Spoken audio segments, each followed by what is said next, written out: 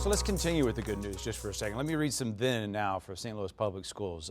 This is 2007, $24 million budget deficit. Now, $19.2 million surplus. Then 56% graduation rate. Now 72% graduation rate. We measure our schools differently, but then it was 5 of 14 standards were met, and now 74.6% of state accreditation points are met. I mean, this sounds like they're moving in the right direction. How big of a deal is this inside the district? You were smiling that night. You're a serious guy, I said to you then, and you were excited. Well, I think it's completion of something that we wanted to get done, but this wasn't what we were really working to achieve, not in isolation. We know we have a lot of work to get done, and we want to make sure that we continue to do that work. We were glad. A lot of persons that work really, really hard, and it's a sense of achievement, a sense of accomplishment.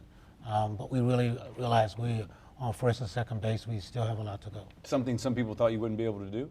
I think we heard those rumors, but we never believed that. We always knew if we worked hard that our kids were going to accomplish that, our staffs were going to do it.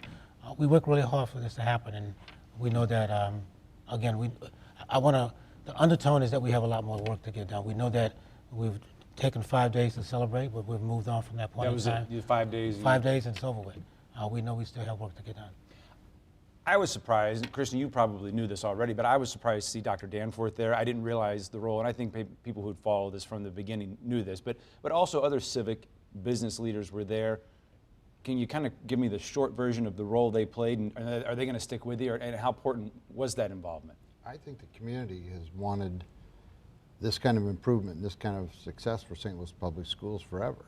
A lot of people maybe had doubts, but this community, I think, is measured, or at least education in this town is measured by how well is St. Louis Public Schools doing. When people go across the country talk about education, sadly they don't talk about other school districts. This is the one they focus on. So it's positive news locally, it's positive news nationally, and I think the real impact is that, and what I felt good about was seeing the SLPS people, students, teachers, principals, staff, walk around with shoulders, back, heads a little taller, and feeling positive, because for the first time in a long time, they were hearing very positive things about their work rather than the negative things.